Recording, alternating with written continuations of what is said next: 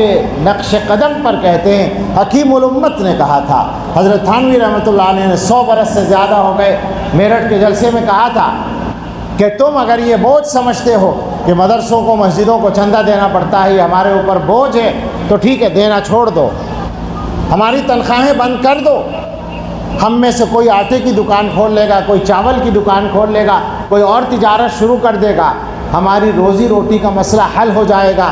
لیکن 50 سال کے بعد تمہارے بچے یہودی ہوں گے، ہندو ہوں گے، عیسائی ہوں گے۔ یہ حکیم الامت نے کہا تھا، اور آج ان کے غلام یوں کہتے ہیں کہ 50 سال کا مسئلہ نہیں ہے، اگلے ہی سال ہو جائیں گے۔ یہ سنبھالے بیٹھے ہیں ہمارے ایمانوں کو، یہ ہمارے فضلاء، یہ ہمارے مدرسوں سے پڑھ کے آنے والے یہ نوجوان، یہ آپ کی رعایت کرتے ہیں، یہ آپ کو عزت دیتے ہیں، یہ آپ کو بڑا مان لیتے ہیں، یہ آپ کو ذمہ دار مان لیتے ہیں، تو آپ نے یہ سمجھا ہے کہ ان کی کوئی قیمت ہی نہیں ہے۔ یہ تو ہم نے، ہمارے بڑوں نے تیار کر کے امت کے ایمان کی حفاظت کے لیے لشکر تیار کیے ہیں۔ کوئی بزم ہو، کوئی انجمن، یہ شعار اپنا قدیم ہے، جہاں روشنی کی کمی ملی وہیں ایک چراغ جلا دیا۔ یہ ہم چراغ بھیجتے ہیں تمہارے درمیان روشنی کرنے کے لیے، ان کی قدر کرو۔ سوال یہ ہے کہ مسجد کے اندر امام اگر قرآن کریم کی تفسیر کرتا ہے، میں سوال کر رہا ہوں، اگر کسی کی ہمت ہو تو جواب دے اور فتویٰ دے مجھے۔ مسجد میں قرآن کی تفسیر کرنے کے لیے بیٹھتا ہے امام، اور کوئی مسلمان اس امام کو تفسیر کرنے سے روکتا ہے، کسی بھی عنوان سے روکتا ہے، تو وہ بتاؤ قرآن کی توہین کر رہا ہے یا نہیں؟ اور کس کو کہتے ہیں توہین؟ دوسرے مذہب کا آدمی اس درجے توہین نہیں کر سکتا جتنی تم کرتے ہو۔ مسلمانوں کو میں کہتا ہوں، میں اس مسجد والوں سے بات نہیں کر رہا ہوں، تمام مسلمان سامنے ہیں، ان سے میں کہہ رہا ہوں یہ بات۔ کیا مسجدوں میں یہ ہو نہیں رہا ہے؟ میں علماء سے کہتا ہوں ہر مسجد میں اللہ کے کلام کی تفسیر بیان کرو، اس امت کے ایمان کو سنبھالو، اللہ کا پیغام پہنچا کرو۔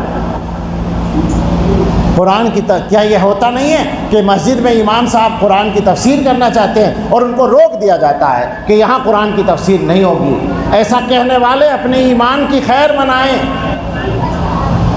خطرناک بات ہے۔ کیا یہ قرآن کی توہین نہیں ہے؟ سب توبہ کر لیں۔ اس امت کے حالات یوں ہی نہیں بگڑے پڑے ہیں، ہم نے اپنے ہاتھوں سے حالات کو خراب کیا ہے، اور اللہ کی قسم کھا کر کہتے ہیں یہ بات کہ جیسے خراب ہمارے معاملات ہیں اتنے خراب حالات نہیں ہیں۔